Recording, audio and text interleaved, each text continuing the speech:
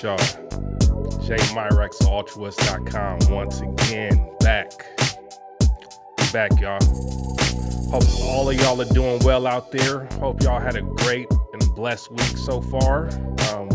We're gonna get it cracking today, as always. Man, I appreciate y'all for tapping in as always. We do these live streams Thursdays at 4 p.m. Central Time. So yeah, tap in with your boy.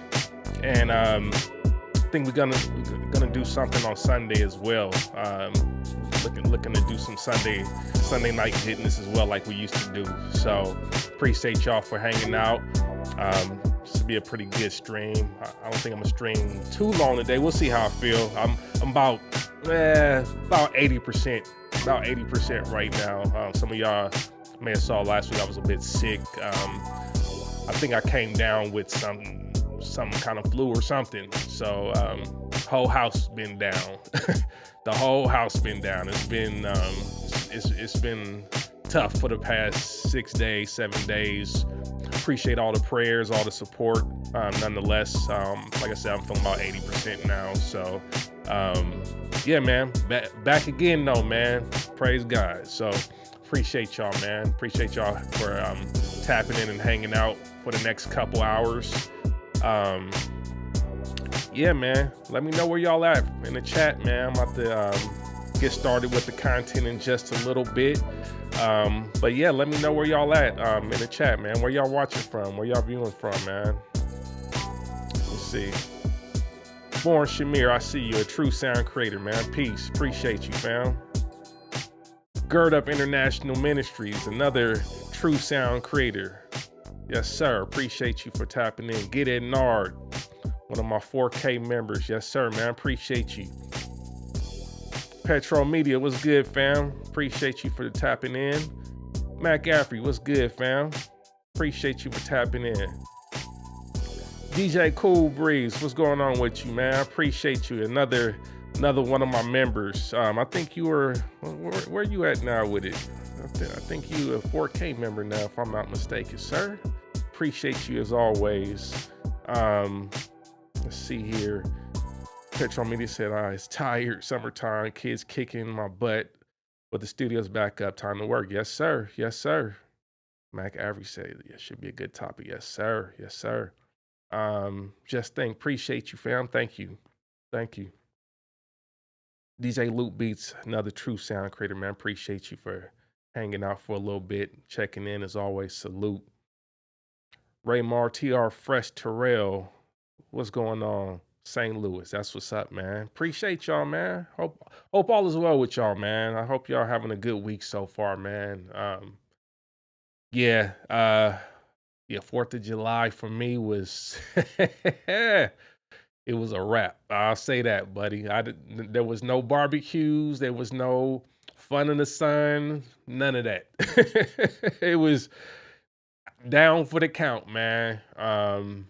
But we back, man. We powered through that, and yeah, praise God for the healing, man. But yeah, hopefully y'all had a great 4th of July weekend, man. What y'all get into? Did y'all end up working on any music 4th of July weekend? Did you get anything done successfully that weekend, or did you just hang out and chill? I mean, sometimes rest is what you need, man. I know for me, that's what I needed. I needed to rest because, yeah, my body shut all the way down from whatever attacked this household. So, yeah, man, what did y'all end up doing 4th of July weekend? I'm curious. Did y'all work on music? Did you get some recording sessions in? Did you go make beats on the beach? Because I know some of y'all love making beats on the beach. Did you make you some beats on the beach?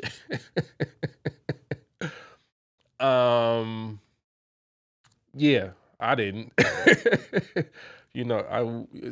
Most of y'all didn't know my stance on beats on the beach. Tried it before. Trust me, I've tried it before. It's not really my cup of tea. But hopefully you got in what you wanted to get in last weekend. But yeah, man. Um, let's see here. Petro Media says rest, fireworks, and family. That's what's up, man. That's what's up. Okay, okay. Rugged Wax, another true sound creator said moved into apartment. Man, congratulations, man. Yes, sir. Yes, sir. Always that's always a good thing. That's progress. I mean, moving is not a joke. Moving is never a joke. Moving will wear you down mentally and physically. Trust me, I know. Trust me, I know. Um, yeah, moving from LA to Houston definitely wore me down. I'll just say it like that. That wore me down for sure. But yeah, yeah, it's been good times, good times. Yeah, man. You some of y'all saw the title and saw what we talking about already. We'll get into it in a second. Get at Nar says troubleshooting. Oh my gosh. Oh my gosh. Yeah, buddy. Troubleshoot what you troubleshooting, man? He said downside of vintage equipment. Yep. That's just the downside of having a complex setup. You got a complex setup, you're gonna do some troubleshooting. Trust me. You're gonna do some troubleshoot. That's just what it is. Um, Canon says relearning the W30. I hate to see. Yeah. Trust me. Trust me. You are not alone, sir. That W30 sequencer, boy, oh boy. That W30 sequencer is not for the faint of heart. I will tell you. Yeah, not my favorite sequencer either.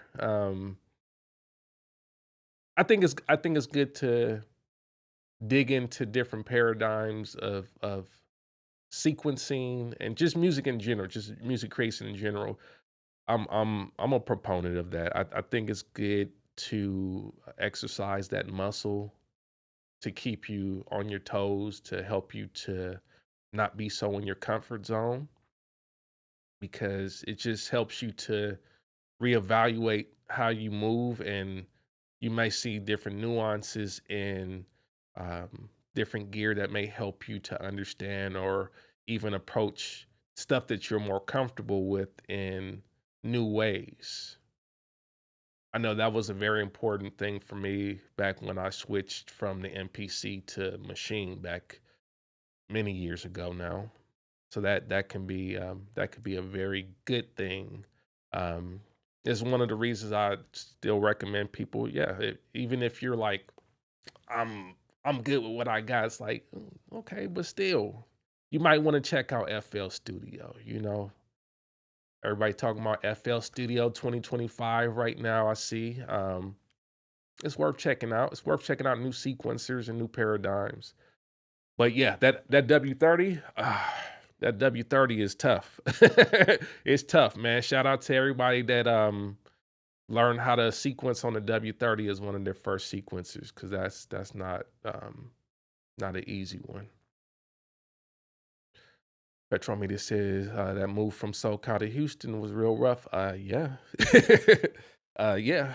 It's not a easy trip. And yeah, we drove separately, me and my wife, so that was even worse. Yeah, that was even worse. So trust me, I know. Playback Sound says sold all my analog synths when I moved. Oh boy. Roland JV 1080, 2080, 5080, two Moogs, Motif, Trident, etc. To only use iPad and apps as external Rompler. Life is beautiful. Listen, if that works for you, I think that's a good thing. If that works for you, that's a tough decision to make, to sell a lot of gear like that. And I've had periods in my life where I definitely sold a lot of my gear, like very much scaled down. It's documented on this channel. It's documented. I think around the time when I first started this channel, that was during a scale down period. About 2007 when I first started this channel. I was in a scale down period where I sold my Motif ES, I sold my XV3080, I sold my ATC1, I sold my monitors. I had some event ASP monitors at that time. I sold my what is it? I think it was the 002 at that time. I sold pretty much scaled down everything. There was no iPad alternative in 2007. So I had to learn the hard way at that time that it wasn't it wasn't quite there yet for me to be able to comfortably do that. But I think today you have a lot more options, and just computers are just so much more powerful today. So I think if you can make it work today, if there was ever an era that you can make it work, it would be this era. I'll say it like that. You got M4 processors on iPads now. We're there now. We're there now. 2007, we were not there, and I regretted every step of it. And this channel has documented the process of me replacing and getting things back into the studio and all that stuff. So that process is documented for the past 18 years. But yes, I can definitely relate to the major scale down.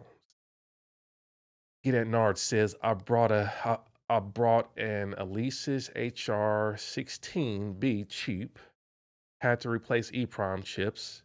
Chips kept breaking. I eventually gave up, gonna send it to a shop. Womp womp. Sorry, man. Ah, man, that's tough.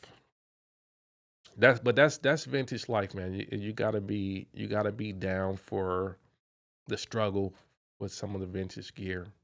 Um, Vintage gear ain't for everybody. Not saying it's not for you, but definitely I just will tell people that are interested, it is not for everybody because it can be a pain. It can be a pain just keeping stuff up. And even if it's not vintage, like just stuff in general, like a expensive hardware-based setup can be a lot to maintain and troubleshoot. I'm not gonna sit up here and play a game with any of y'all and make it seem like it's just all roses when you have hardware just because, oh, like, yeah, I don't have to deal with all the constant updates and all the other stuff. You got to deal with other stuff though. Stuff goes out.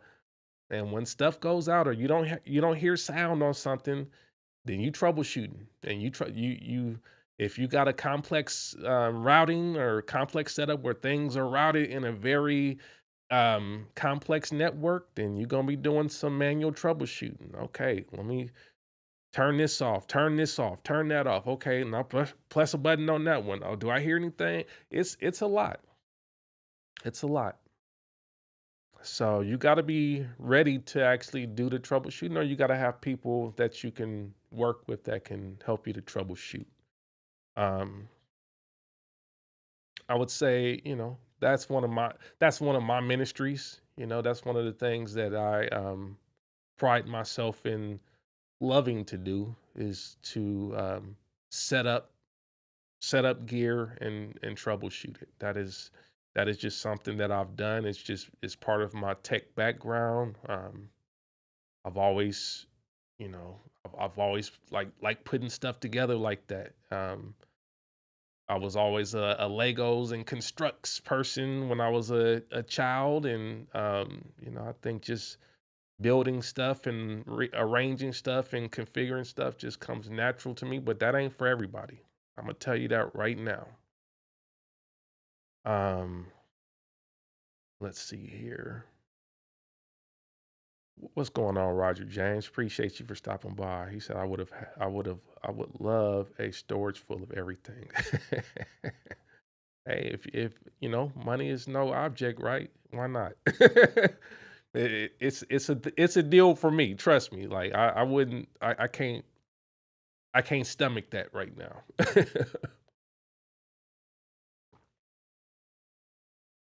Laid back sound says fatty. What you mean about the fatty? Um, what you mean about the fatty? I used to had a little fatty. Um, don't have it anymore. That didn't work out for me. Cold Heat Studios, another true sound creator. Salute, fam. Appreciate you. Let's get into this topic.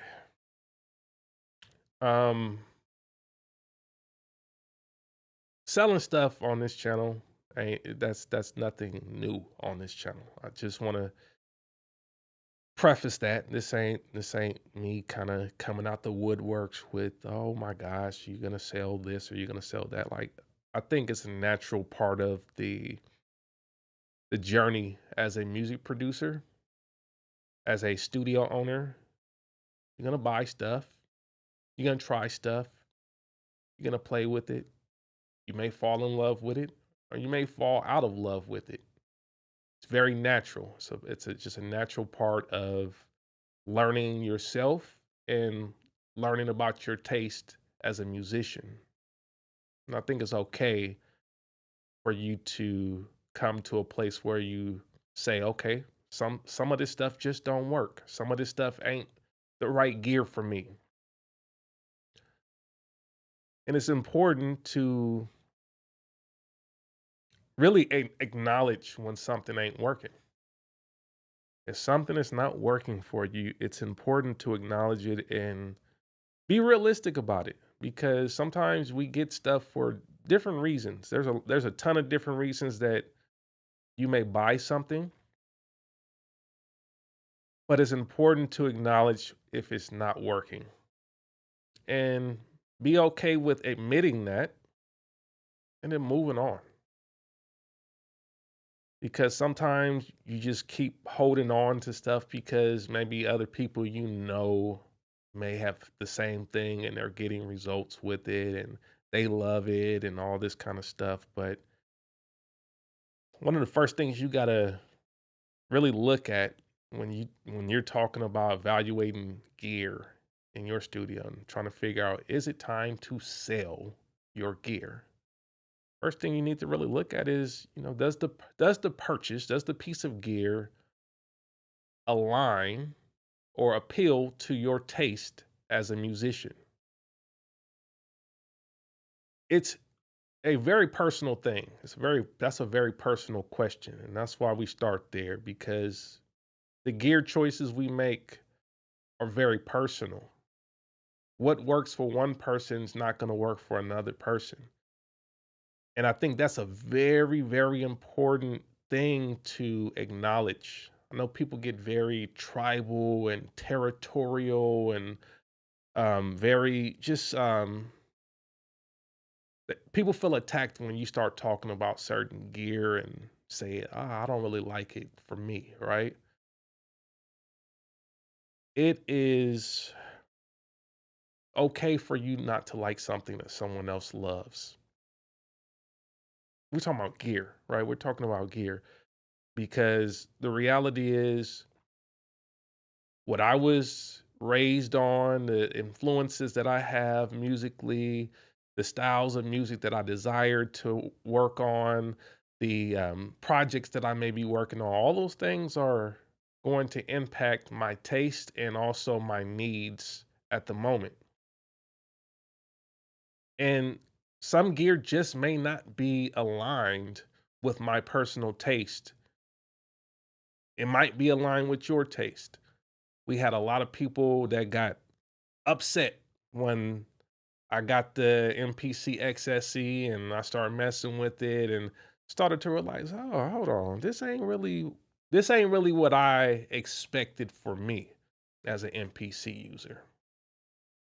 And it's okay. It's not an attack on anybody else's abilities. It's not an attack on anybody else's preferences for that matter. It literally is, I have to evaluate whether stuff works for my specific needs and does it align with my taste. So when we look at things qualitatively, stylistically, does it align? And that's one of the first things I have to look at in the studio always when I'm evaluating whether something should stay or should it go. Now, I put a very specific piece of gear in the thumbnail, the Hydrasynth. That's one of the ones that's kind of been iffy for me. I will admit, and that's something I've been evaluating for some months now. I didn't immediately come to that conclusion. I've given it some time, but I will say, after more than half a year with it, the Hydrasynth really, for my taste, as a sound device, hasn't really met all the marks for me. And again, this is just my taste. Not to say that it cannot work for other people. Obviously, it works for tons of people. But as I have worked on different projects with it, different music, different songs or whatnot, I don't find it to be my first my first choice in a synth. And I think when you buy something new, especially, I think there's always a moment of excitement that you get with a synth or any piece of gear, right? Any forget synth, it's just any piece of gear. There's a honeymoon period, so to speak. And I think depending on the level of alignment you have with that piece of gear, that honeymoon period may be longer with certain gear than others. In the case of me with the Hydrasynth, I had a very short honeymoon period with it, which is telling because I'm a keyboard guy. And if something has dope sounds in it, for me, not saying in general, like if something has dope sounds for me, then the honeymoon period will last for a while and I'll be finding sounds like, oh, okay, I got to use that. Oh, I want to use that sound. Oh, I want to mess with this. I just didn't have it with the Hydrasynth. I didn't have like a very long honeymoon period where it's like, oh my gosh, this is the most amazing thing sonically for me. So I've kept it around and I said, let me just give it some time. And I've made some beats on it. There's several videos now that I have where I have posted that have beats that beats that have sounds from the Hydrasynth. Um, it's not that you can't use it, but yeah, I think that's one of the things I have to look at is okay, did that align with my taste? And I would say not so much. But then another thing to look at is like, well, does the piece of gear that you have that you've purchased, does it align with a short-term goal or a long-term goal for you? So, you know, what do I mean by that? In some cases, you purchase a piece of gear because you know that you want to work a certain way in general, right? Like when I purchased my Genelec monitors, I purchased those because I know I wanted a high quality monitor reference monitor that I could rely on consistently in the studio. And I know my taste are aligned with the Genelec sound. So purchasing those monitors align with a long-term goal for me to have something reliable that matches my taste and allows me to work in the way that I want to work in the studio when I'm monitoring. So that was a good long-term purchase. It aligns with a long-term goal of me having that reliability and that sound. But sometimes you have a purchase that you make for a particular project or a particular goal. So, for example, for me, one of the main reasons that I bought the Hydrasynth actually was to explore polyphonic aftertouch because I wanted to understand how sound designers were using it in combination with an onboard synth. Now, there are other keyboards and MIDI controllers that also have polyphonic aftertouch. One of the examples would be the Native Instruments Complete Control keyboards. The latest models of the Complete Control keyboards have polyphonic aftertouch, but problem with that is that doesn't have an onboard synth. So I wanted to get an understanding of how sound designers were voicing for a keyboard specifically that had polyphonic aftertouch. And I couldn't really get that immersion from just the Native Instruments MIDI controller by itself. I wanted to have the full experience. And there was a couple keyboards I was looking at. It was the Hydrasynth and the Osmos. Those were the ones that I was mainly looking at to kind of get that immersion and that experience from a sound designer perspective. Being a sound designer, I wanted to understand, okay, how are people really applying this and what is the real use case today? And is there any opportunity for me to maybe think about sound design in a different way? So that was one of the reasons that I purchased that. And it did give me that exposure. So that was a short-term goal for me, but it also has some long-term ramifications. So sometimes you have things where you're trying to just explore or get some exposure or some immersion as a music producer, which is that's part of the journey as well. Sometimes you get a piece of gear because you want to understand something from a different perspective, or you want to get a little bit more experience in a domain that you're lacking experience in. And that can be a short-term thing. That doesn't have to be a thing that you're like, okay, well, I have to keep this thing now because I bought it. It's like, well, did you get the experience? Did you get the understanding that you were going after?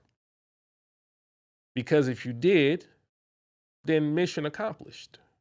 If you got that, then, move forward, right? Because at the end of the day, it was a short-term goal. You didn't have a long-term goal or perspective with that. There's other cases where you might have another short-term goal, like, hey, I'm working on a project right now and I want to record a certain way. You may either buy a piece of gear or rent a piece of gear that helps you to record in a very specific way for that project. And then once that's over, you either return the rental or you sell the piece of gear and move on. It's okay. It is okay to have pieces of gear in the studio for short term use. So yeah, for me, Hydrasynth was a lot more about exposure than it was about long term use. Now, I think my hope was actually that I would fall in love with certain aspects of it and then it would become more of a long term thing, but we didn't get there. Another consideration when we talk about whether you should sell something, piece of gear in general, we're not talking just synths or samplers or anything like that. It's just any gear in the studio. Did you purchase the product based on hype? It's very easy today to succumb to hype. We are in a world of influencer marketing.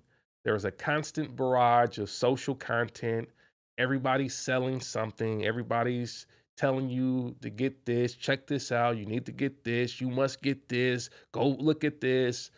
Trust me, I understand. It's easy to succumb to gas, essentially. Gear acquisition syndrome, as John Witt just stated in the chat. It's very easy to succumb to that today, especially We have just way more inputs and way more influences that we have to manage now. It used to just be, yeah, back in my day, I'm gonna be a boomer now, even though I'm not a boomer. Back in my day, we used to just have the magazines, and we used to look at the magazines, and they would tell us what pieces of gear we needed to check out, and you would get gas from the magazines, and then you go to Guitar Center, and Guitar Center would have all the stuff hooked up, and you would get even more gas. And then there was a moment when Guitar Center was handing out credit like, like it was nothing, and then you could charge up your credit card and get that gear that you wanted back in my day. But yeah, today is different, right? There's so many different inputs, so many places where you have people talking about different gear from different perspectives, and when you have to manage that, and you have to understand that everybody is different, right? So a musician may say, "This is the dopest thing. I love this. I love this keyboard. I love this synth. I love this sampler. I love this audio interface. I love this set of monitors." Everybody is different. And it's easy to get caught up in someone else's hype because they're excited, and their excitement may actually be genuine. I am not sitting here telling you that just because someone is hyping something up, that they are being fake, they're being disingenuous. I'm not saying any of that. Some people are genuinely excited about pieces of gear that they've gotten, whether they've acquired it, whether it's been given to them, whatever. They may be genuinely excited about stuff and want to share that excitement with other people, which can then in turn hype you up. That can in turn make you feel like, oh my gosh, like they made that seem so dope. I need to get that. I would say to a degree, Hydrasynth was that for me. I'm not going to say 100%, but to a degree, because I definitely know a number of producers and sound designers in my circle that have it, and they share quite a bit of excitement and love for Hydrasynth. And I very much respect their opinions. I very much respect their work. And I think it was a great influence on me going in that direction. But that being said, I still have to recognize that those producers, those sound designers are different from me. They have different tastes. That's what makes us individuals, and that's what gives us unique abilities and thoughts and ideas in our own productions, is that taste. And that comes from the cultural immersion that we have each had as just people. So the music that they may have been brought up on, and the stuff that was played in the household, and the stuff that they love regionally, for example, all of those things factor into what their tastes may be versus what my tastes are. And when I get down to it, it's like when I when I get certain pieces of gear from recommendations from others, I really have to be very clear. Like, does that person's taste fully align with your taste? And it's not often the case that I find that I'm 100% aligned taste wise um, with everybody I speak to. There's only a couple. I will say this: there's only a couple producers that I talk to that are like 100% aligned with my music taste. Very few of them. Like some of my good friends and stuff. Like some of my good friends. I don't 100% align with their taste always. I'll just say it, like my homie, my big bro, EA Ski. We talk all the time. That's my bro. That's my bro. We align on a lot of music together. We align on a lot of music together. But there's certain things that we don't align on as well, right? And I think it's okay because, he's of a different generation than I am. So there's just going to be certain stuff that he grew up with that I didn't grow up with, and vice versa. So I think those are also considerations. And it doesn't mean that he's wrong or I'm wrong.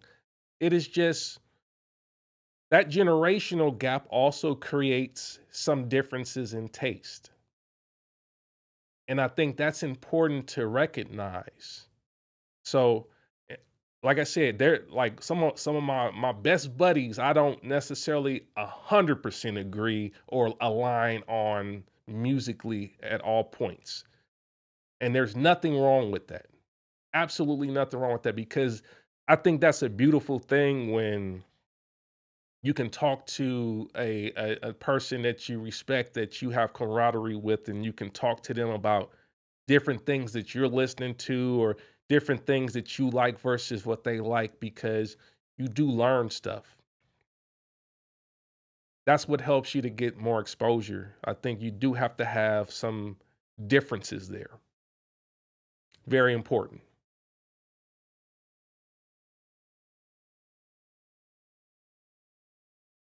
But yeah, shout out to my bro EA Ski. That wasn't he wasn't the one that he wasn't the one that uh influenced me on the Hydrasynth, by the way. I'm not so I don't want anyone to be saying, "Oh man, Ski, you told him." No, not him.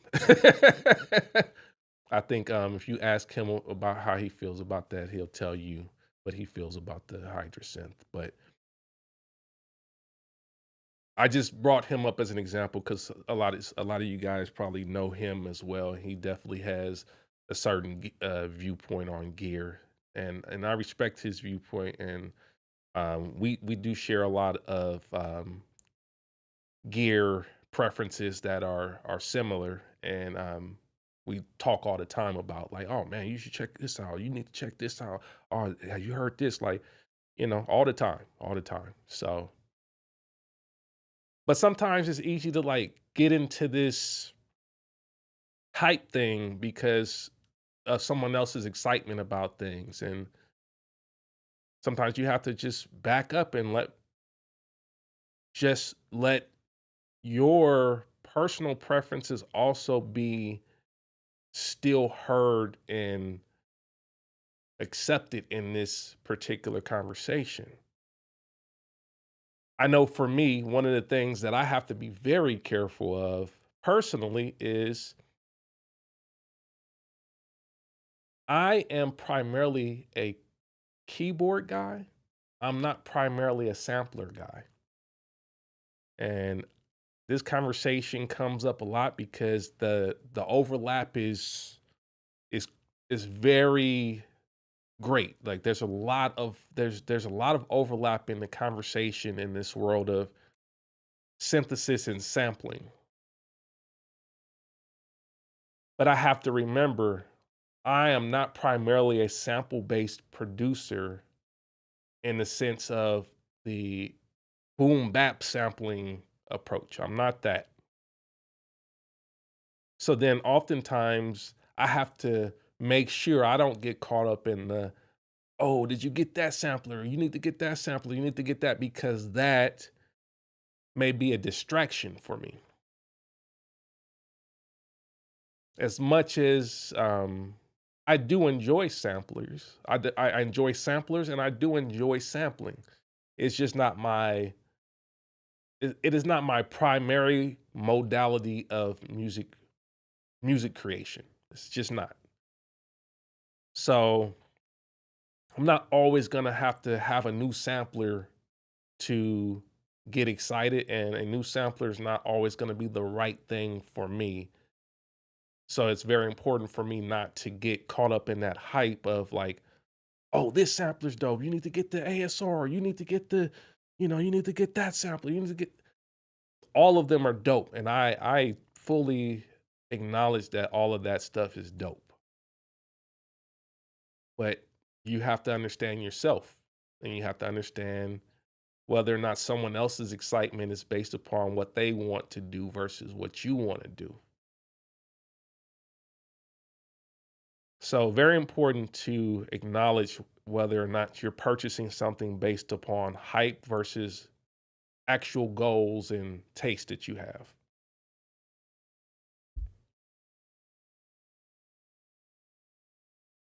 Ray said, "Is that a S3000 under the Rossum?" Yes, sir. It is. It is S3000. I have samplers. Trust me. I got some samplers in here, but like I said, that's not my main thing. I like to explore samplers. I like to understand samplers. And being a sound designer, I have to know my way around a sampler. Trust me. Trust me.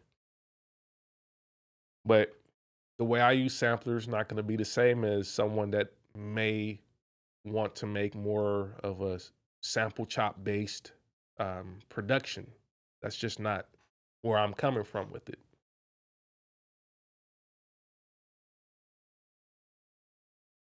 You also have to look at whether a purchase impacts your ability to finish a current, you're like one of your current projects. That is not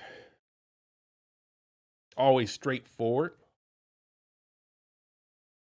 but I think sometimes you can assess that pretty early. Excuse me.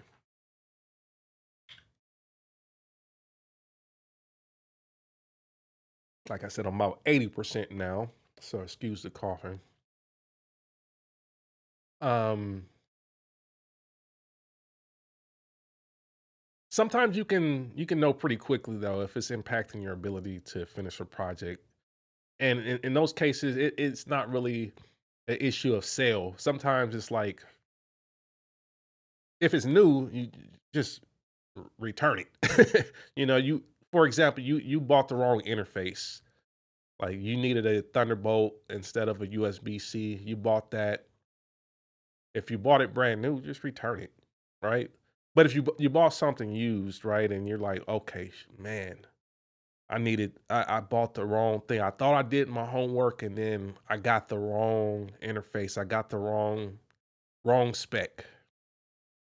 And you bought it used. It's not something that you can just easily return. Move on, man. Move on. Like you made a mistake. Don't allow that to impact your ability to finish what you're trying to finish now. Like sometimes you just need to say, okay, I made the wrong move. I need to get rid of this ASAP and get the right thing. So sometimes that's not something that you need to spend a lot of time to actually determine. You know if you made a mistake or not. But there's no reason to hold on to that or be like, oh man, like you should be able to assess that pretty quickly. Um, Sometimes you need to also look at if a purchase has become burdensome for you financially. Now that's a big one. And I've seen some guys get into really bad financial situations over gear. And it's not commonly the case that it's just that one piece of gear that put them over. A lot of times when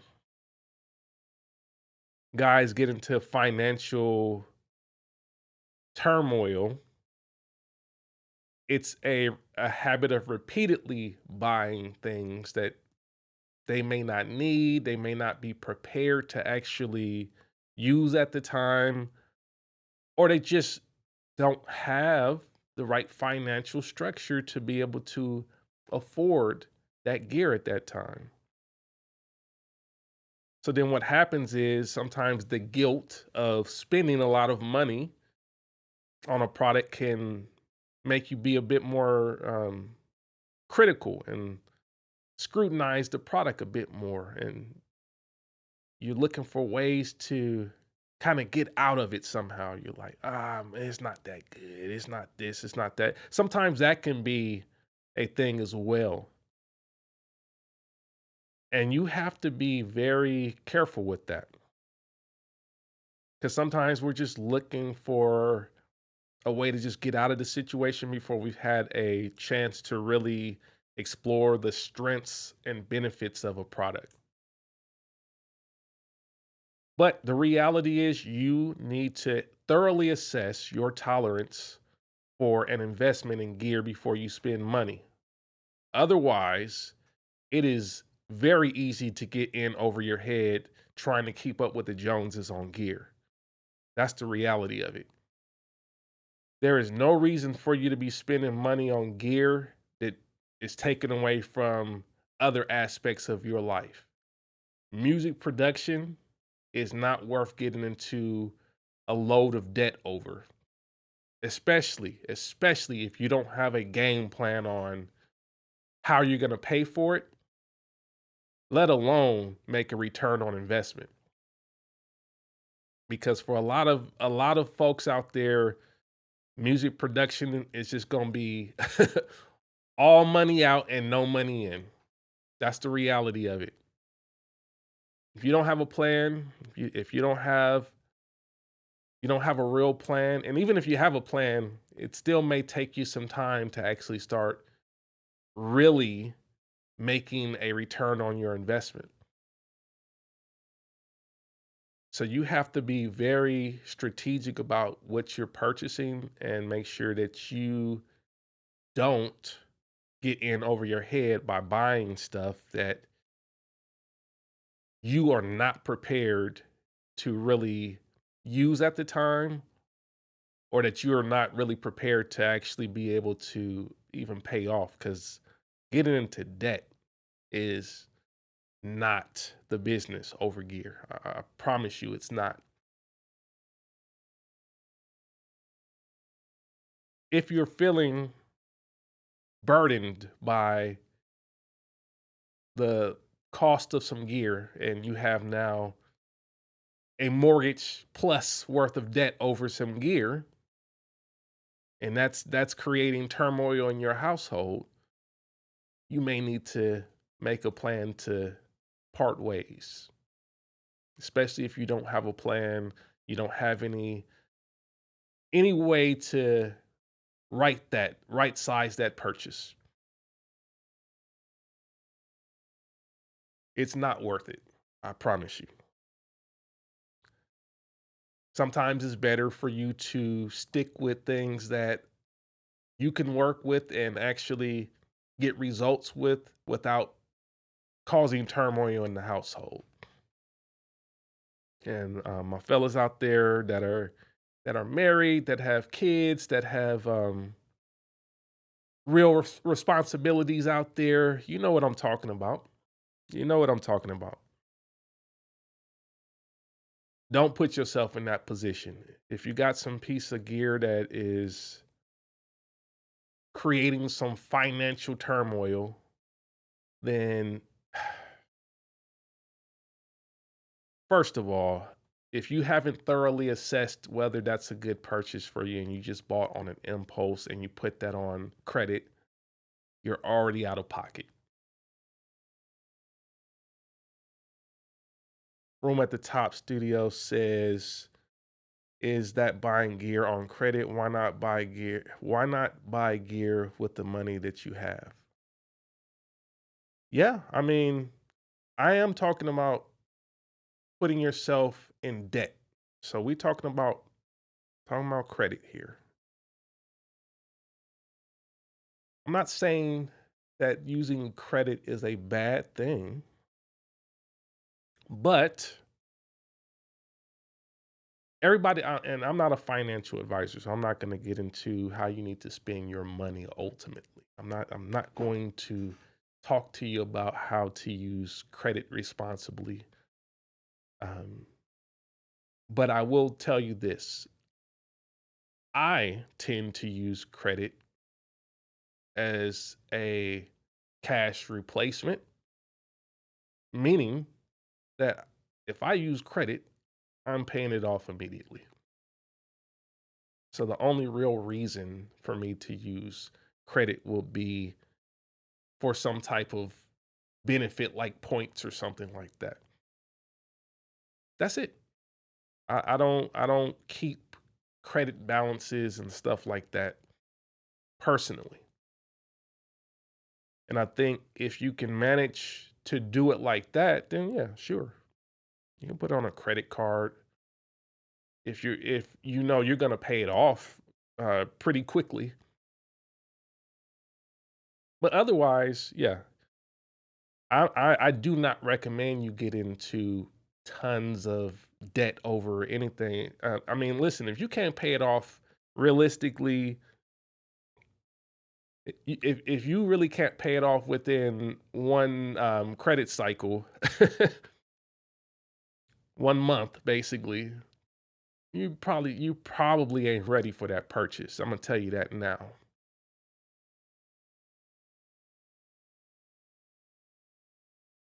Don't get into financial trouble over this gear stuff. That's the bottom line. I- If you've purchased some things that are putting you into financial turmoil, get rid of it. Get rid of it. Don't hold on to that.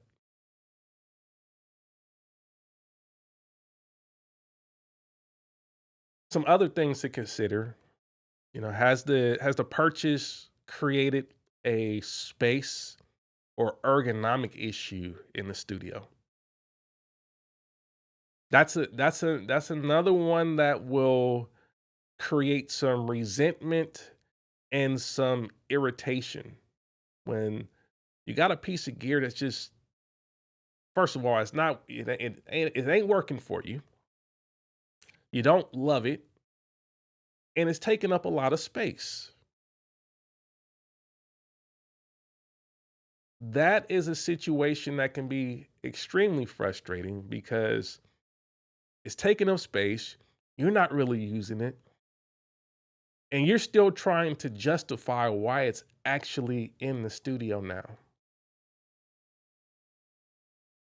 In that situation, I believe that if you're not getting use out of it, if it's taking up space, if it's taking up physical space, then it's also taking up mental space because now you're trying to accommodate for this dead weight that's in the studio. And you're trying to figure out how to still work around this dead weight. And what happens is that starts to create inefficiencies. You're less concise because now your workflow that you're trying to build is considering this piece of dead weight that's taking up a lot of space that you have to now consider as part of the setup. So, in that situation, sometimes it's just better to get rid of that so that you can scale down to something that's a bit more reasonable to work with so that you can create more efficiency in the studio. Just because you got something and it's there, I mean, listen, gear looks good. It looks good in the studio. It looks good on pictures. Like, oh, I got this, I got that. Like, it looks good. Trust me. But when you have dead weight, when you have dead weight, like physical dead weight gear, that's just like, it's just there, you're accommodating for it mentally and physically. I got stuff that's in boxes, I got stuff that's on racks, I'm trying to accommodate all of this stuff in multiple ways. Some of you guys have storage units that have stuff in it that you ain't using. I know I'm one that if I buy a piece of gear, I'm keeping the box, right? That's just those that know, right? You buy a piece of gear, new piece of gear, I'm gonna keep the box. You know why? I think you know why. Because what are we talking about? When it's time to sell, right? If it's time to sell, what you want to have? You want to have the original box. So some of us have all kind of boxes stored for our gear. So that can be dead weight that you're also accommodating for. It's like you got a whole closet, a whole garage. Listen, some of the homies already know. We got boxes. Original boxes. And it's smart. It's smart to keep the boxes. But the reality is that dead weight can also have a mental toll on how you're trying to approach things in the studio because you're still trying to justify it in your head. Like, okay, am I going to use this today? Let me see if I can use that. Or you trying to hook up some new stuff, and it's like, oh, I still want to incorporate this other thing that you ain't really using. Sometimes it's better to get rid of that. It's dead weight. It's keeping a lot of pressure on you to try to incorporate something that really you haven't connected with in the first place. So these are all considerations. I think it's better ultimately to be concise in the studio than to have a whole bunch of stuff that's just dead weight that you're trying to keep around just because it looks cool or somebody else had it or somebody else said it was dope. It's not worth it. It's not worth it. I'm gonna go to the chat. That's what I wanted to talk about today. I know some of y'all can relate to that. So that's why I brought it up.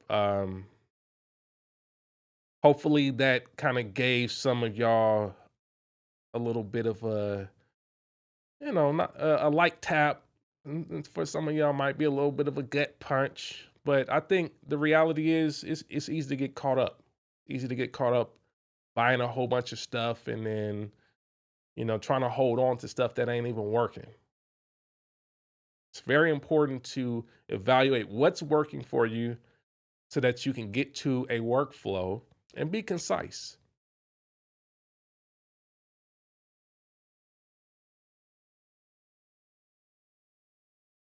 Joe Fire, what's good? What's good, fam? He said, I found my workflow. I'm good for now. Yes, sir. Yes, sir. Next year, I'll invest in more tools. There you go. There you go, my bro.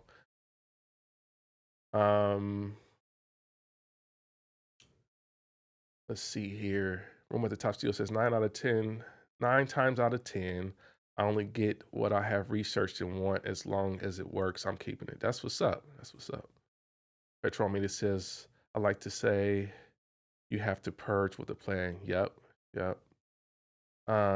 Jay Leno says, what's your thoughts on the $150K tax credit for indies? Good question. I need to fully dive into this bill and to understand the guidelines around that. I will say, y'all, don't get caught up in the hype. Please make sure that if you're spending a lot of money on some production this year, that you have a CPA so that you don't get caught up like folks got caught up with that PPP, because a lot of folks got caught up with that PPP. It was like, oh, buddy, PPP, I'm getting my bread. And then folks getting in trouble with that PPP. Took a few years, but yeah, folks started to get caught up with that PPP. Do not let this 150K tax credit turn into PPP 2.0 for music producers. Um, it seems interesting though. I think the concept is interesting. I think the timing of it is very, very peculiar because that's quite a bit of expenditure for something that's not necessarily experiencing a lot of growth economically. So this is why I'm like, what's this really about?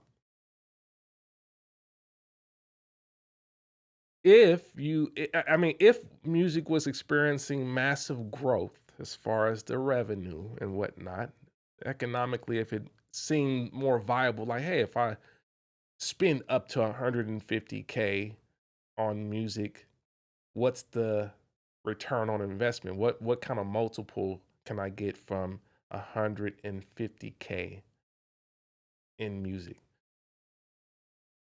It's not it's not as easy to justify that when we start to look at what's happening with music right now.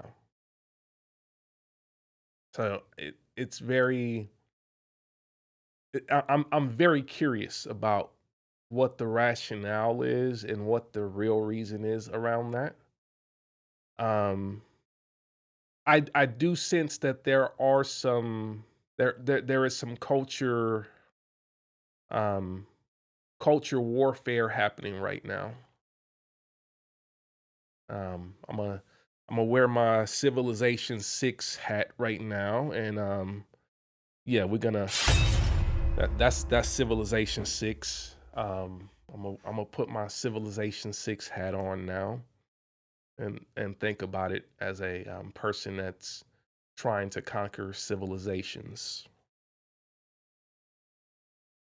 I do sense that there is a culture war happening right now, and there might be incentive to get more musicians to push a certain amount of cultural output so that especially the US can be ahead in a certain race.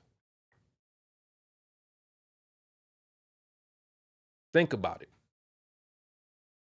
because that is part of that is one of the conditions of this situation is that the music has to be produced and recorded in the US from what I remember from that bill,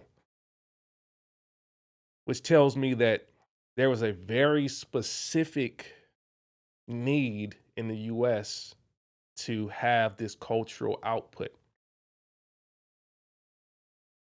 And again, because I'm thinking Civilization 6, if you haven't played the game, you should play it. It's a very, very interesting game. It's a very, very interesting game.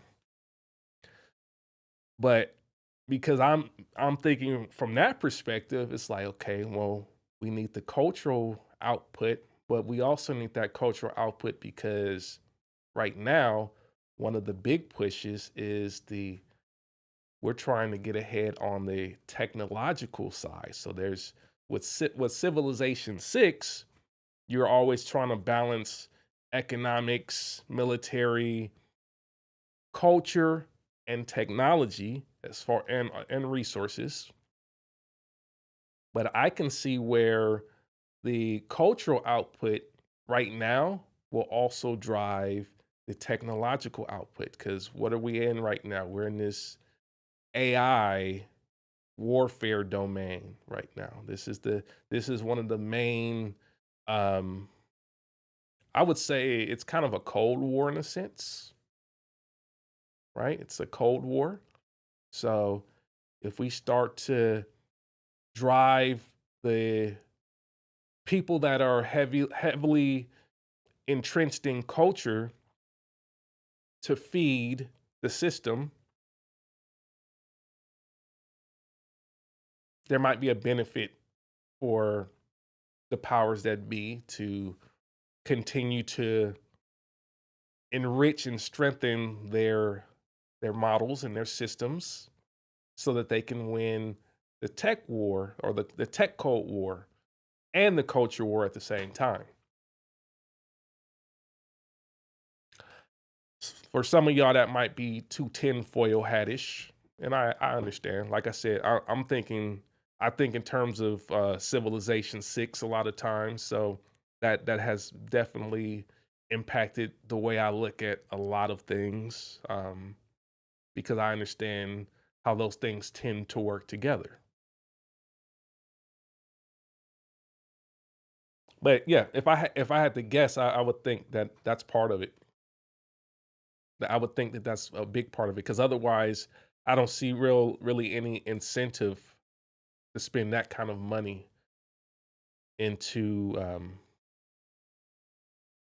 music production, especially unless there was a greater benefit to be had for something else that's well beyond the scope of the music business. So that's my thoughts on that. DL says, if AI is going to replace music, how long will you enjoy the benefits? I don't think AI is going to replace music, man. I think right now people are,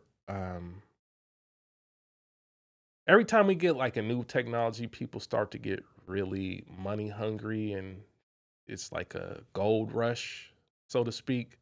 And everybody's like, oh, I got to get the money because you got all this technology, and everybody's thinking you're going to make all this money off of generative AI and whatnot.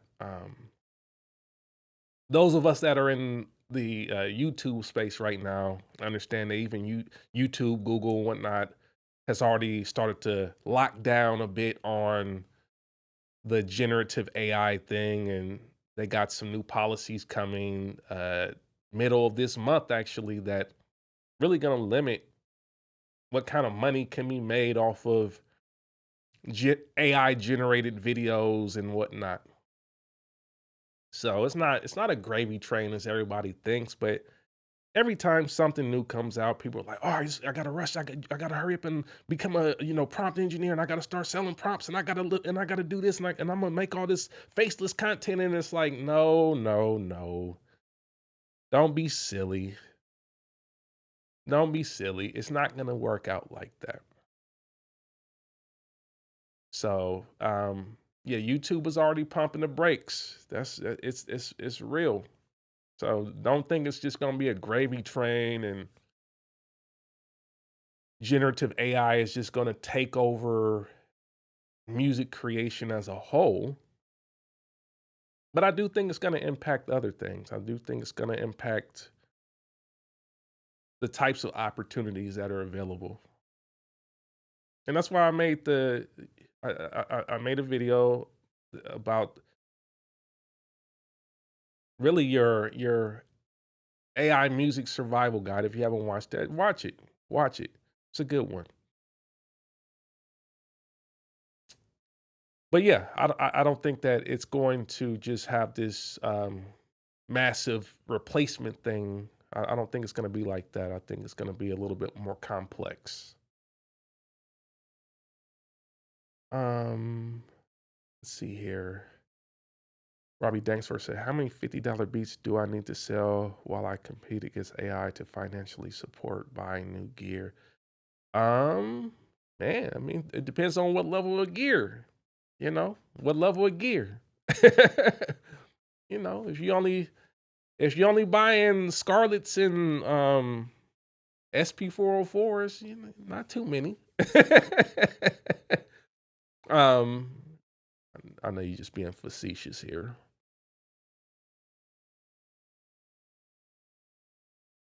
John Witt says, I brought up the AI topic in music with my wife the other day, and she made a good point that there's plenty of space for art, AI, and human. Yeah, I agree. And I think that the use cases also are not all the same. You can use AI within art to do things that are expansive, are creatively expansive, um, more visually compelling. It doesn't just have to be all slopping weird stuff. I think let's see. Yeah, Battle Cat. He just released a quick AI clip a couple days back or whatnot. It was dope. It was dope. It's not all slop. I don't look at it that way. I think what Battle Cat did went into the domain of what I call Afrofuturism, which is something that I align with creatively. I consider myself to be an Afrofuturist, not as a religion. It is a more of a creative and artistic framework of thinking about the future from the perspective of someone of the African diaspora um, or black.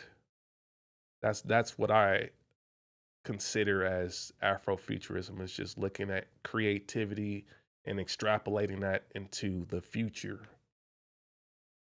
So I consider myself to be an Afrofuturist as well.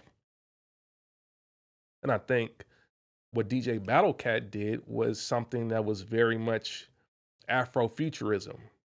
And if we want to talk about Afrofuturists, like good examples of Afrofuturists would be Parliament Funkadelic, right? Parliament Funkadelic is an Afrofuturism group.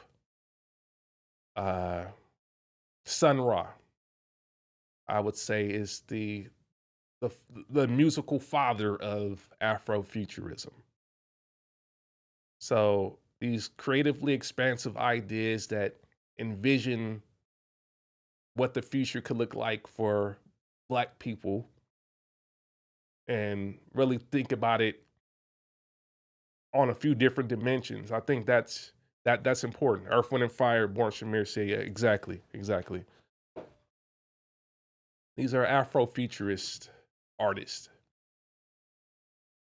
There's plenty of others, but I think what Battlecat did ultimately, what I'm getting at is if you look at like Battlecat made a post where he had this beat that he made, he's rapping on it, and the visuals are very Afrofuturistic.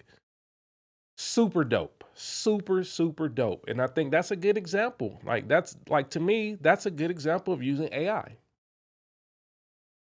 There's nothing wrong with using AI to envision worlds and things that haven't been seen before and things that don't exist right now. I think that's a beautiful way to use AI is to envision a future or envision new worlds. So everything like I know a lot of people kind of come on this channel and troll and do silly stuff. Like I'm not I'm not against technology. There's no way I could have an Afrofuturist approach and be anti-technology. But I think that because I have a philosophical view of things in general, I'm going to weigh out cost and benefits of things and really look at the greater scope of how we're using things and also make assessments on whether or not I need to be involved with certain things versus not.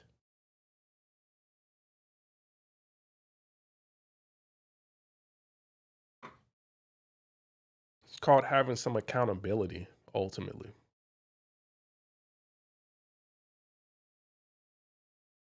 Um, Christopher Lamont, shout out. What's going on, man? DJ Rush says Sun Ra was next level. Absolutely. Absolutely. Let's see here.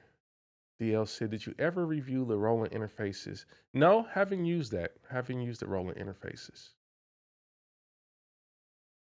Joe Fire says, anyone mess with the FL Studio? I hear a beta came out today. Yep, FL 2025. I haven't messed with it yet. I'll watch some videos on it. Seems interesting. I'll have to check it out. I haven't had time to mess with it yet, but excuse me, you guys should definitely, if you're not following what's going on with FLs, I think it's good to stay in the loop on what's happening with different DAWs just to kind of understand how the market is changing. I think their chatbot is interesting. I think they're toying with, okay, how can we incorporate AI into this workflow and make it something that's useful to a musician. Um,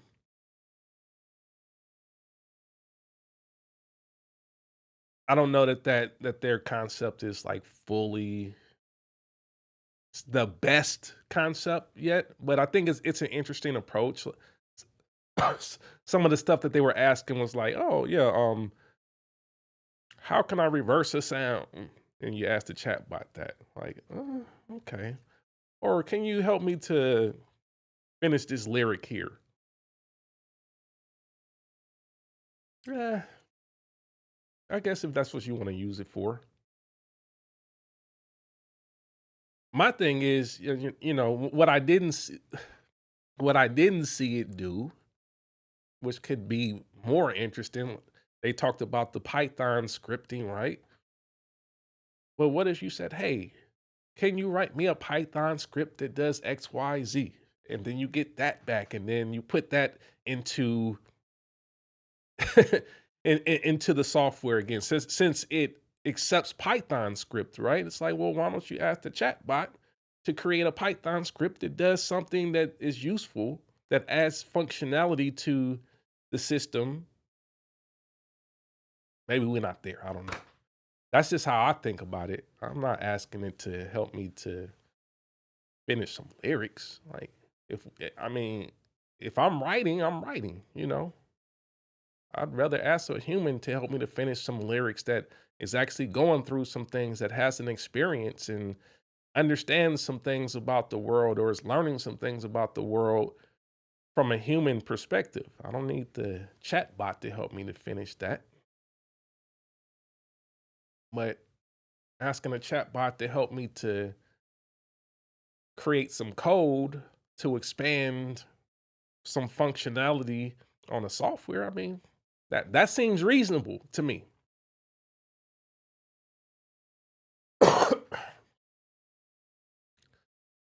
Excuse me.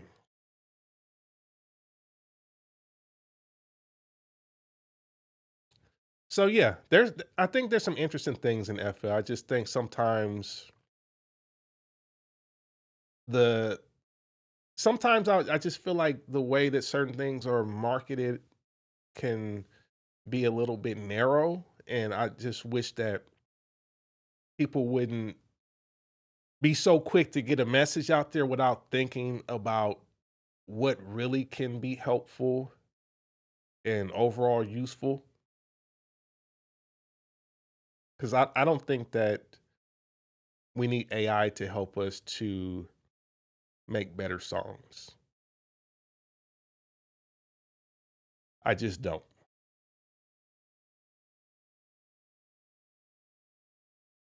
Let me see here.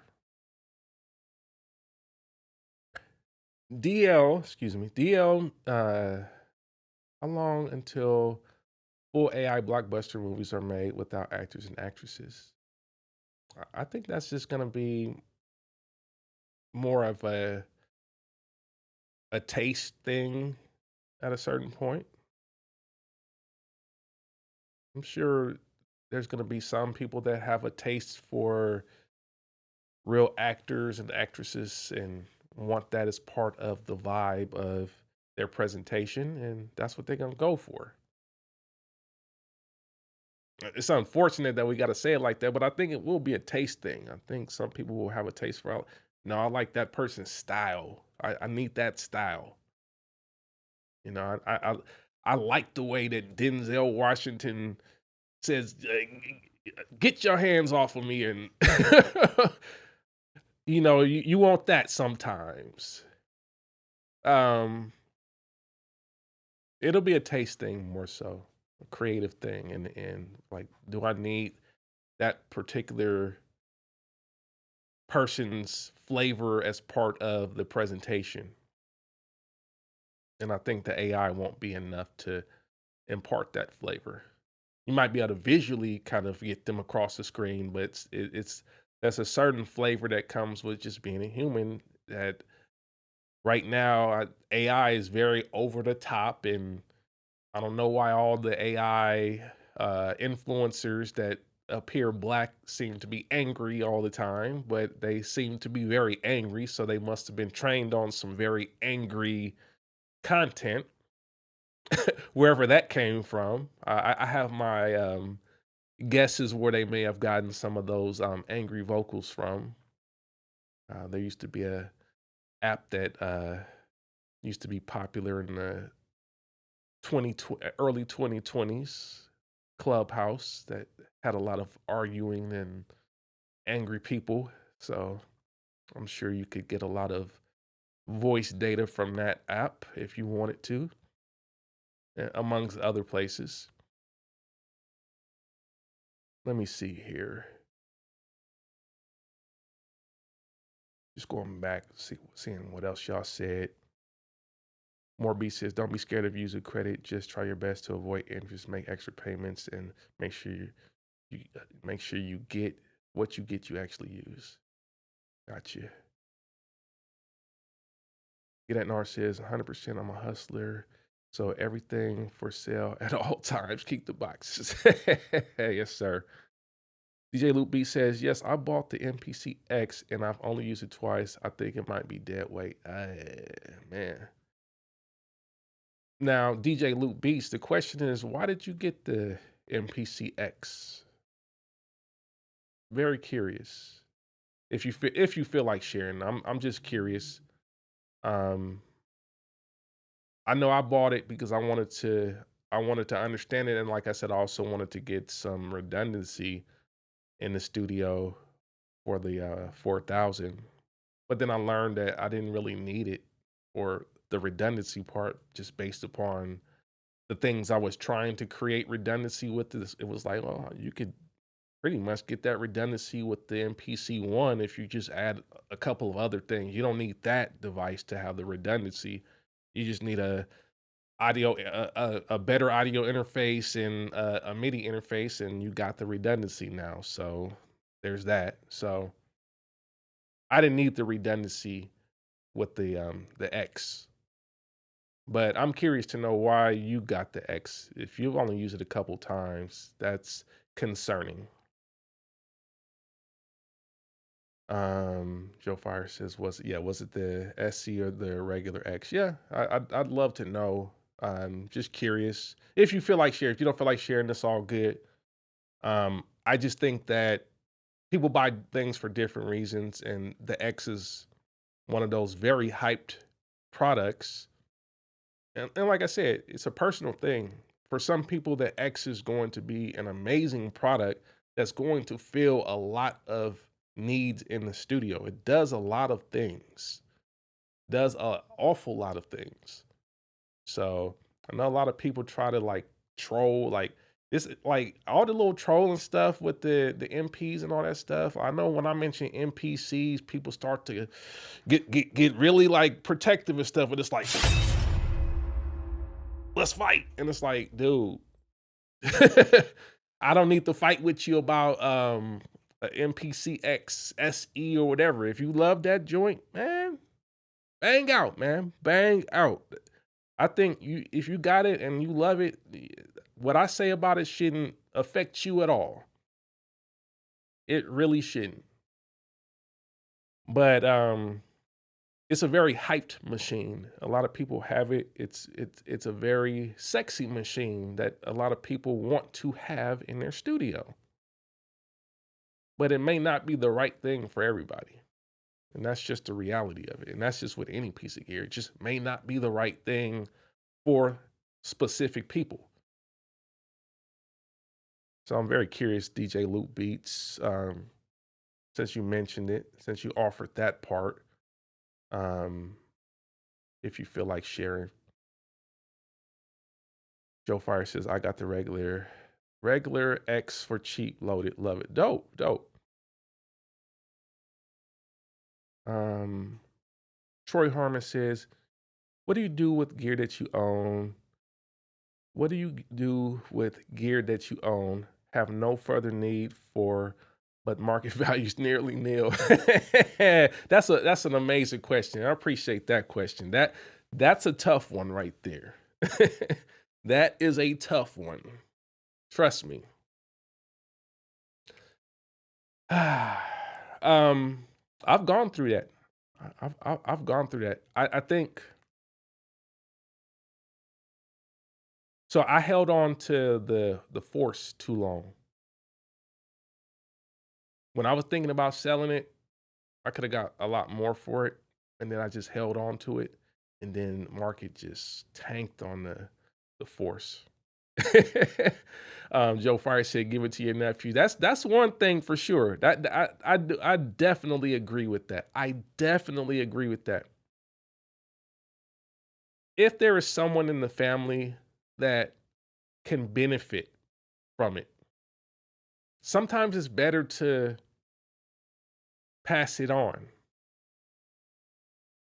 Sometimes the money that you'll get from it, that's not nearly as valuable as what you can gain from passing it to someone that is in your family, a youth or something that's in your family, or just someone that's like very passionate about it. Sometimes that can be the best thing in the world to just pass that on. Not in all cases, though. Don't get it twisted. There's some people that you don't need to give nothing to. Trust me, there's that too. Because sometimes people don't appreciate stuff that they've been given, and it'll just sit there and be like, "Oh, well, so what?" So, but I think you got to know your people if you're gonna do that. If you're gonna pass it on, you better know your people, and I think that's one thing for sure. I think that's good advice, and I've done that before for sure. With the Force, I just sold it. It wasn't. It was dead weight. It was dead weight, and I sold it, and I didn't sell it for a great price at all. But it felt good to get it out the studio. It was like, you know, I don't need that. I don't need that at all. That's not doing anything for me, and it's better in somebody else's hands that really wants that. Now, of course, sometimes people are like, oh, okay, they're gonna get rid of it so I can buy it from them and resell it and make a profit. Yeah, sure. Sure.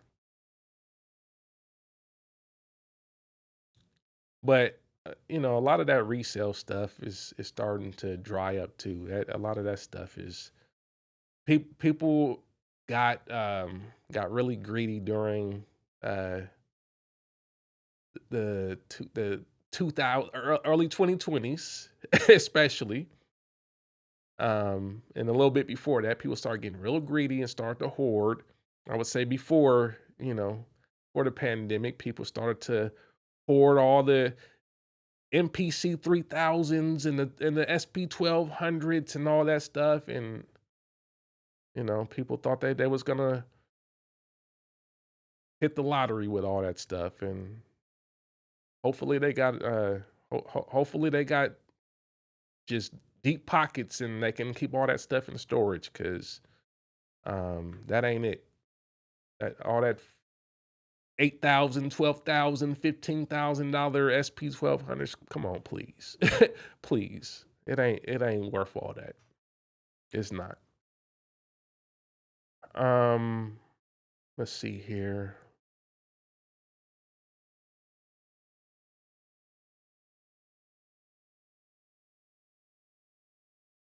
Y'all asking about the 1200, SP 1200. I'm not selling my 1200. That's a whole different thing. Like I wanted a 1200 for a long time. I didn't buy a special edition SB 1200 to sell it. You know, even if I don't use it all the time. So I'm not in any rush to get rid of that. That's not happening. And I know when I would use a SP 1200 and when I won't use a SP 1200. So I'm okay with that. Just because I don't use something all the time doesn't mean that I didn't have a connection with it. Two different things, right? So that's not one where I'm like, oh, I have to use it every day. I didn't buy I bought that knowing that I was not going to use that every day. But when I need to use it, I'm gonna use it. So, but no, I don't plan on selling the SB 1200. Willy Wonka says, don't really use the Force much, but it's cool to bring out and use on occasion. There's also seller's regret. I wish I didn't sell my SP606. Word, word. Yeah, there's definitely seller's regret. I've experienced that as well. Um, it was one. Well, the one. There's two things that I regret selling just historically. The two things that I regret selling historically in my setup was the Motif ES and the MPC 4000. I sold those in 2007. I regret that. There was massive seller's regret for that. I shouldn't have sold those. Um, I have them. I have them. I have the Motif ES and the 4000 in the studio, and I've had them. Well, I've had my Motif ES now since I want to say 2011 now. So I had about 3 or 4 years without the Motif, and then I got one back, and I've had this one since I want to say 2011, and then the 4000, this current 4000 I've had, I want to say since either 2014 or 2015. So over a decade now with those. Those ain't going anywhere. I've already been there, done that. I'm not doing that again. I shouldn't have sold my ES and my 4000, but you know, at that time I thought it was a good decision based upon what I was trying to do financially at that time, but I regretted it, so ended up getting them back. DL says I need a new 61 key MIDI controller. Um, which ones are you looking at? You're asking for my recommendation? Um, I'll oblige that conversation, even though I feel like the MIDI controller game has gotten a little bit slow. It's gotten a little bit not as inspired. Depends on your budget, obviously, right? What's your budget? Because off top, I would say probably you got like a few options that stand out today. If you're in this like sub $500 price point, maybe like a Arturia Key Lab, like Key Lab Essential, you can get 61 key for about $300. Um, or if you got a little bit more budget, then you can go with the Key Lab 61 MK3, which is going to have a bit better keyboard with aftertouch and whatnot. If you need aftertouch, then you get the Key Lab 61 MK3, $599. That's going to be a good one.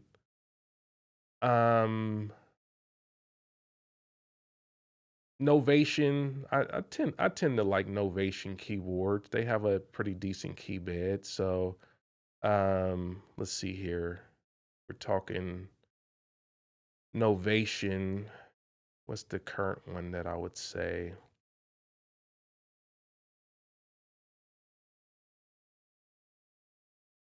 Let me see here.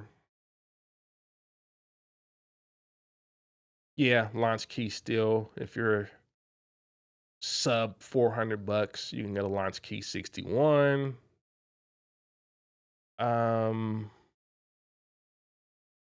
Yeah, launch key 61, or if you have a little bit more and you can go with this SL, the SL is going to be like your high end option.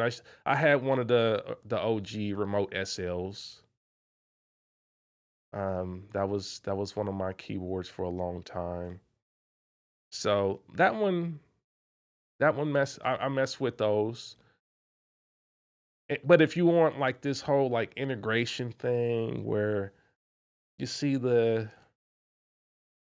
bidirectional feedback on the keyboard, then now we're talking more expensive, right? So then we can start talking about things like the Complete Control S series by Native Instruments.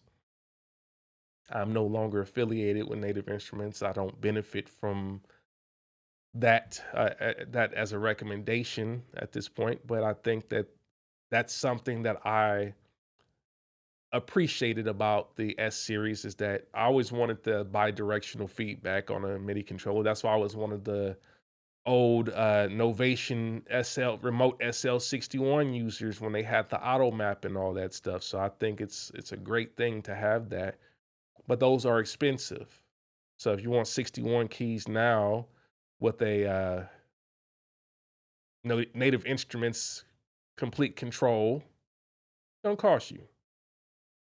S61 now, where are they at? 849, 849. Um, so not the cheapest one on the market, but I think those are quality options, but it depends on your budget ultimately. I think the Arturia is good bang for your buck. Yeah, man. Y'all hit that like button. I see Joe firing. I appreciate that. Y'all hit the like button. If this stream is giving you value, it's 97 people in here. Please hit the like button. Make sure you share this with the homies, share this with the friends, share this with people that also can get value from this. Appreciate y'all for hitting the like button. Appreciate y'all for supporting the stream as always. I'm gonna go through and answer some more questions in the chat.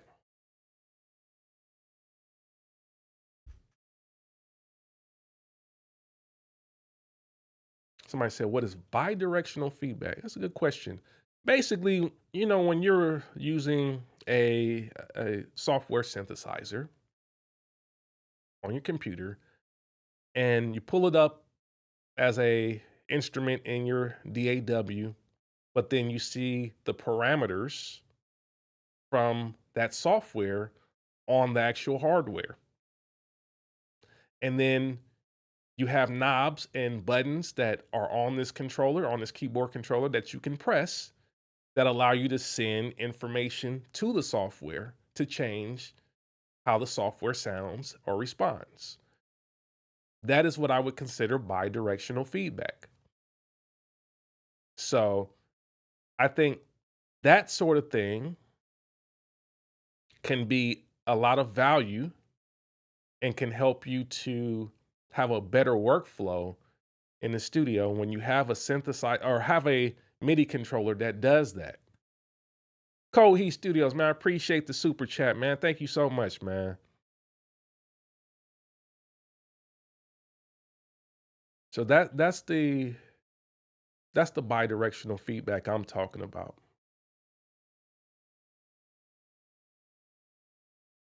Let's see here.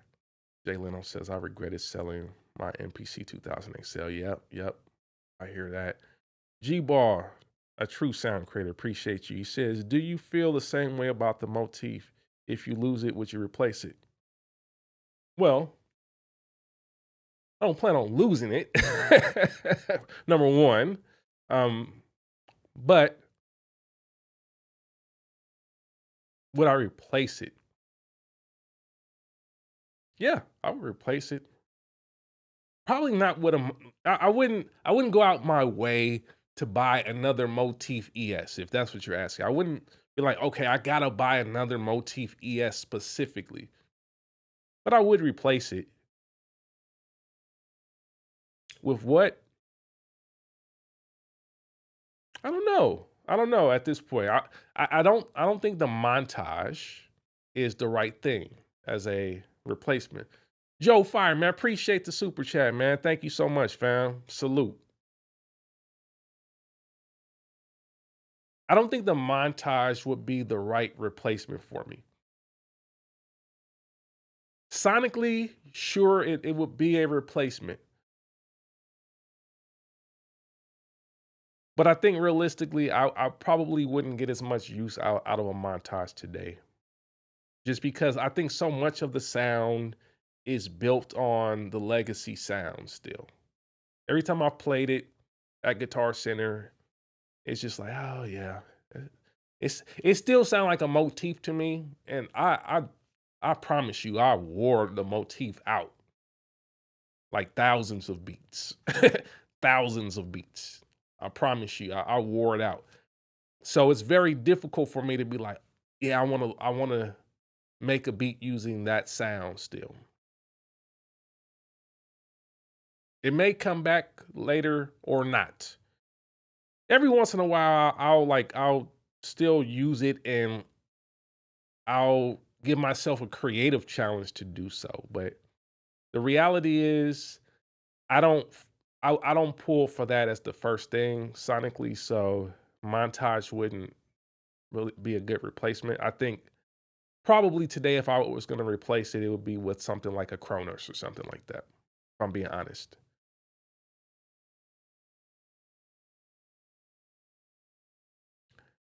DJ Loop Beats, okay, you answered. DJ Loop Beats says it was the hype. He said I never had on an MPC of my own and found one for the same price as the Live 2. So my thinking was I would get it modified by Black Lion and learn the new OS. Ah, okay. So it didn't connect with you. Didn't connect with you. He said I haven't found myself really that interested in using it as much as I do the MV8800. I could see that. I think if you have a good workflow with the MV8800, I don't know that you will get anything that different from having a MPC. If you never had an MPC before, I understand the desire to check out an MPC, and you may have gotten the immersion, like I talked about earlier in this stream. Sometimes you get stuff to get the exposure in the immersion, and that's just a temporary thing. You need that to just understand something for a period of time. But then once you get past that, like that curiosity point, and you start to realize, oh, okay, I see what this is about. That ain't really for me. Move on. It's okay. You already said you got an MV8800. You already got something that does what you need it to do. So you got if you spent the time to understand what it is. Now I don't like you said you only use it 2 times. So I would bet I would bet that you haven't spent enough time to fully know if you like MPC or not.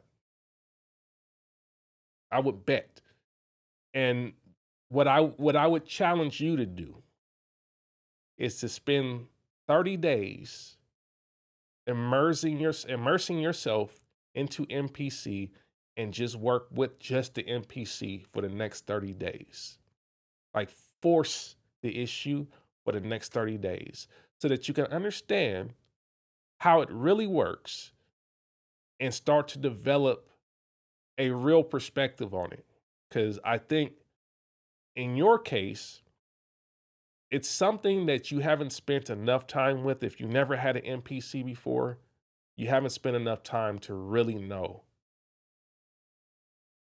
So that's in your specific case. That's my recommendation. Spend the next 30 days, every beat, every track that you make for the next 30 days, just use the MPC. And then see if you need to get rid of it.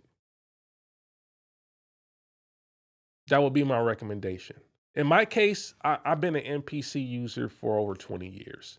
So when I got the XC, I already knew what time it was. I didn't have to learn that much in the end. I was able to quickly pick it up.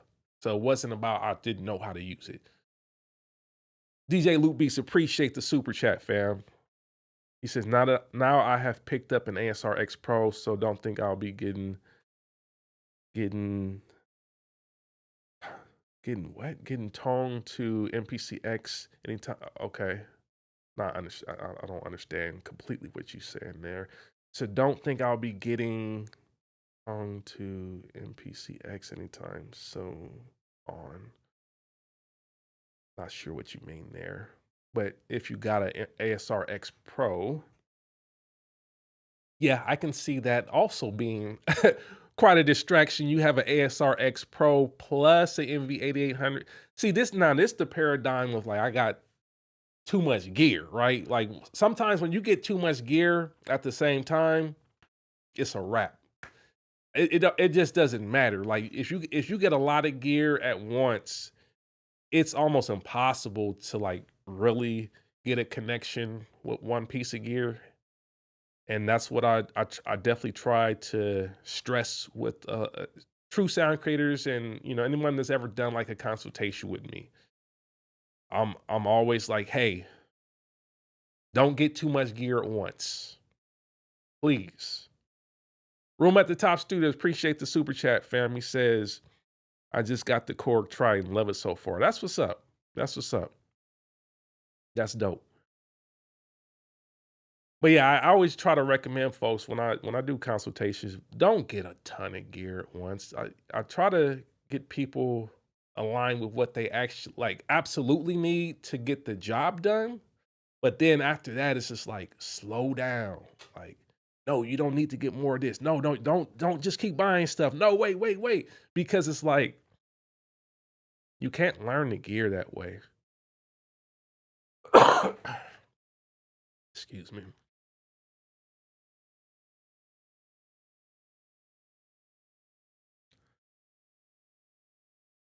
Yeah, I think that's what he meant, definitive. Getting to know the gear. Yeah.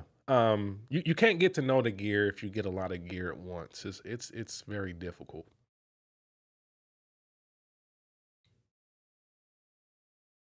Kapow says you late to the party. You know what's dope about YouTube opposed to other streaming platforms, right? You're late to the party, you can still go in reverse and look at the stuff that happened before. Not as real, because like if you ever seen Twitch, you can't rewind. It's all real time, but you can definitely rewind here if you're late to the party. Because I'm not going to recap. This will be available for you to watch after. I appreciate you for joining. Let's see here. Um,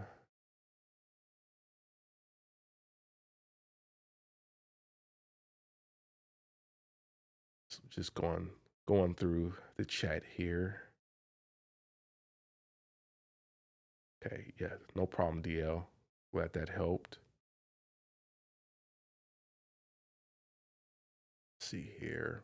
Room at the Top Studio says, I tried the MPC One Plus because I wanted to get into the new MPC workflow. I got a bad one and a bad experience, so I took it back. Probably need to get a Live 2 or a Key 37 brand new and give it a go. Yeah, that sucks when you get something that's used and broken. Yeah, that's that's not really representative of the gear, and that's unfortunately that can rub you the wrong way if that's the first interaction you've had with the gear. But yeah, yeah. Maybe worth trying. I think the live is still a great value. The live 2 is still a great value. So I think that if you can check out a live, that might help. Let's see here. Definitive One says, Jay Myrex, I've missed your lives, but I've been sub to you for years. Just want to thank you for all the knowledge and info you've shared. Appreciate you, brother. Appreciate you, fam. Thank you so much, man. Appreciate the subscription over the years. Much respect, man. Appreciate you. Mr. Sire Soprano says, I really want an MV8800. I'm an ASRX guy. The challenges people say they experience, I actually use to my advantage. I make it do things others either can't do or don't want to do. That's what's up, man. That's what's up. Yeah, it's definitely check it out if that's something that you've always wanted to check out. That sort of stuff, I think there is value in immersing yourself in pieces of gear, especially that you've had on your wish list for a long time, because it's important for you to get that experience so that you can have a more expanded view of music production, and you can start to elaborate in areas that this new gear may creatively open your mind or expand your mind to understand. So when you start to play with new gear, you start to realize different things about gear that you've had in the past, and you may start to approach the gear that you have that you've been using in different ways just because of this immersion into this new piece of gear that you've gotten. So I think it's important to explore, especially gear that you've been curious about for a long time. That's important.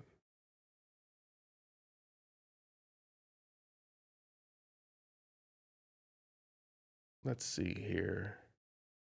Joe Fire says, I was thinking about a live 2 just to get out of the studio and work. All right, I'm not gonna recommend it for that, Joe.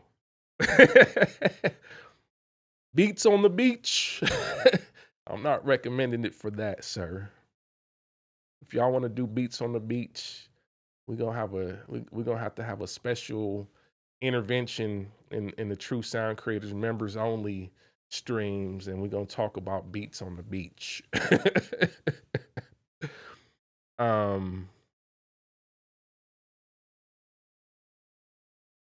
Definitive One says, what wired headphones would you suggest for MPC user? I'm tired of needing new aux cords.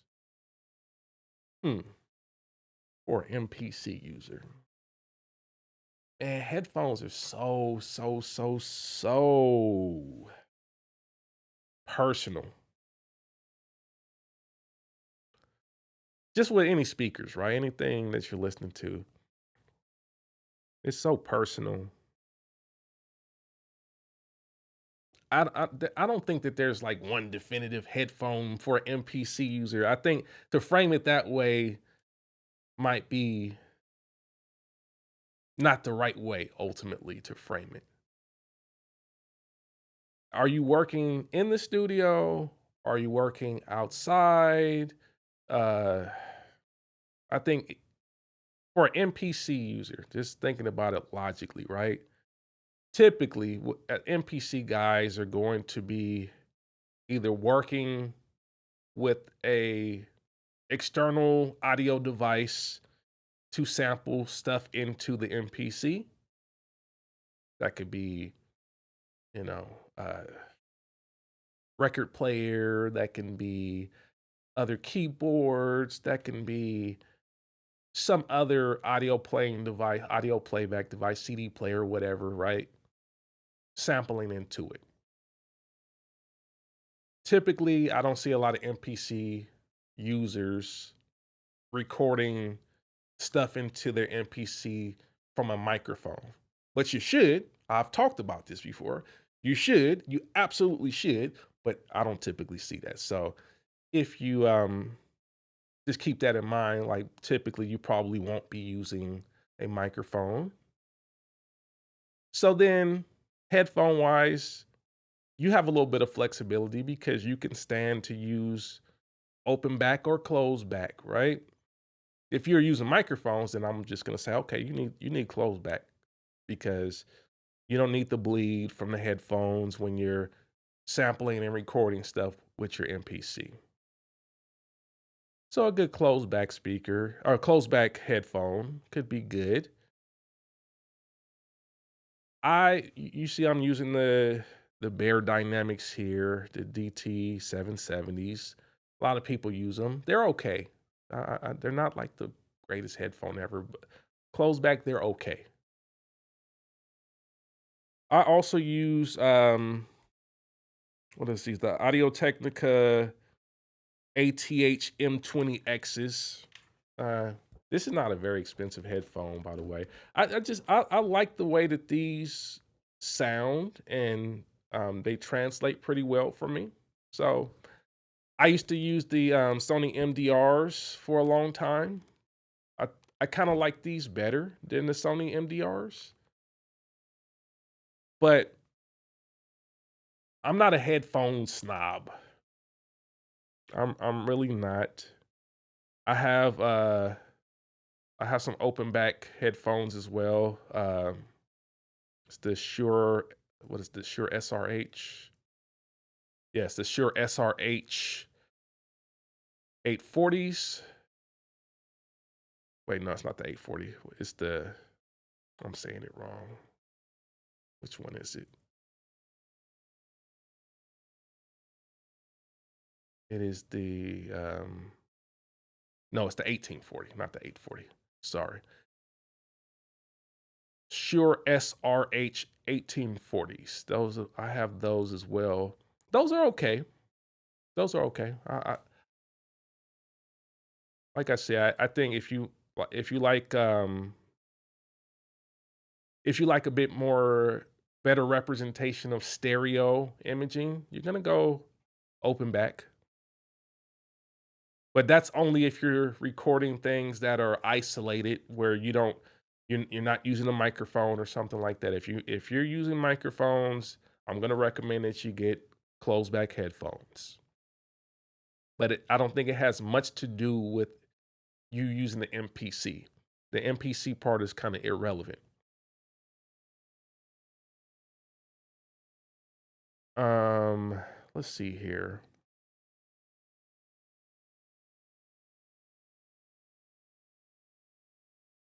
I'm gonna answer a couple more questions and we're gonna wrap up. Appreciate y'all for hanging out, man. If y'all been getting value out of this stream, hit the like button. If you're not subscribed to the channel, make sure you subscribe to the channel as well. Appreciate y'all for tapping in as always. Let's see here. Nino hates content. Another true sound creator says, I used the modern MPC for 1 year, decided, yeah, I don't like it. It's now the 3 year old's machine to get in next year. So sitting in the closet for him, ASR 10 only nowadays. 2000 is in the closet when I wanna. Okay, okay, baller. No, no, no, I'm just playing. That's cool, man. That's cool. I think having that option and just knowing yourself and knowing what you actually will use and won't use is important. And I think that was one of the big reasons I made this stream was to explore that and talk about that. You got to know what aligns with what your goals are and your taste are. I think the taste part, that's the number one. Everybody's taste is different. Everybody's taste is different. Yeah, yeah. I think I had a you want to use the link in my description for the headphones, sir. Um, helps out the channel, costs you nothing, but appreciate you, appreciate you. Um, let's see here.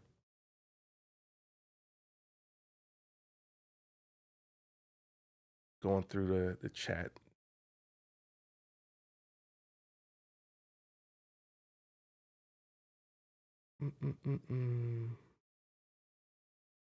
G-Ball said beats on the beat sounds like a new mixtape. I'll leave that to you, sir.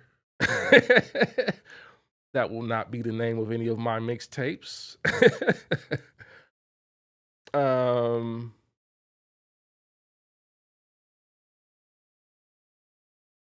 Let's see here.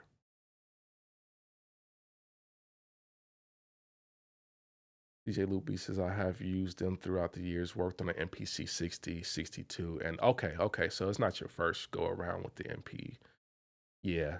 Then you know, you already know then. You know if that's for you or not. Then I think you've used it enough then to understand if the X is gonna work for you. If you've been using since the 60, you used the 60, 62, 2000 XL 2500, then you know. So I think then don't hold on to that just because it's working for others. That's nonsense. If you've already had the experience enough with the MPC to understand that that's a good purchase for you, then if you're not using it, then you know that's dead weight.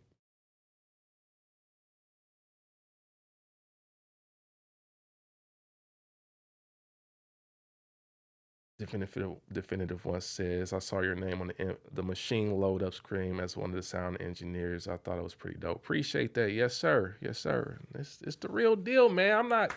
I'm not making it up, man. We really do the thing here, man. So I appreciate you, man. Thank you so much, man.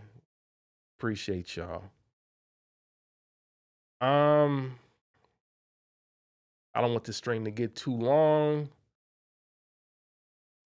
I think we're gonna wrap up here. Like I said, I'm about 80% now. I'm gonna get some more rest.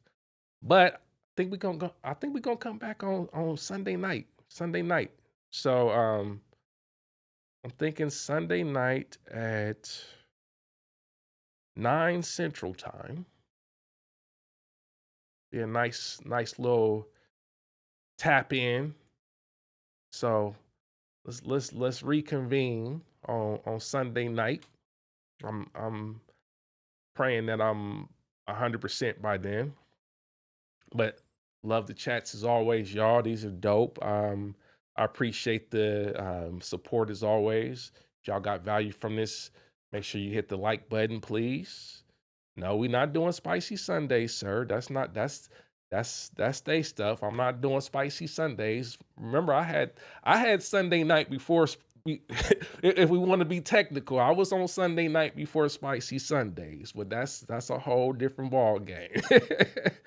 But we're gonna do Sunday. So I'm looking forward to that. So y'all be good. I appreciate y'all. It's always love. It's always great to have conversations with the community. If you're not already subscribed to the channel, I don't know what you're doing. Subscribe to the channel. And also if you want to be a true sound creator and support the channel on the next level, consider becoming a true sound creator. You know that true sound creators get access to loyalty badges, emojis. I'm dropping updates, status updates, different information on status updates that are members only. You get early access to the new videos as well as over 60 hours of archival footage, member only live streams, discount on my ebook, The Sound Mind, and 50% off of the Amplify plugin. If you want to become True Sound Creator Plus, you get all of that, plus discounts from MSX audio sound design content, sample packs from Produce Market, and also some member shout outs. And if you're really looking for that next level, Studio Guest Pass 4K is what we're doing. Full length studio sessions in 4K that have multicam footage, which can be dope and very informative if you want to see the process and want to see it uncut. So that's what we're doing that. So consider becoming a member to support the channel. And yeah, make sure you check out altruist.com if you're interested in purchasing an ebook, The Sound Mind. Sound Mind has been a resource for a lot of music producers and sound creators, aspiring sound designers. I see Room at the Top Studio has become a true sound creator. Yes, sir. I appreciate you, fam. Salute. Appreciate you. Salute. But that's how we doing it, man. So yeah, make sure y'all check out altruist.com. We still got the Black Music Month collection up as well. If you're interested in purchasing any of the Black Music Month t-shirts, we're not in Black Music Month anymore, but I'm celebrating Black Music Month all year because that's what it is. So appreciate y'all as always. And yeah, Sunday we'll get it cracking at 9 p.m. Central Time. So looking forward to that. So until next time, I want to tell y'all peace and God bless.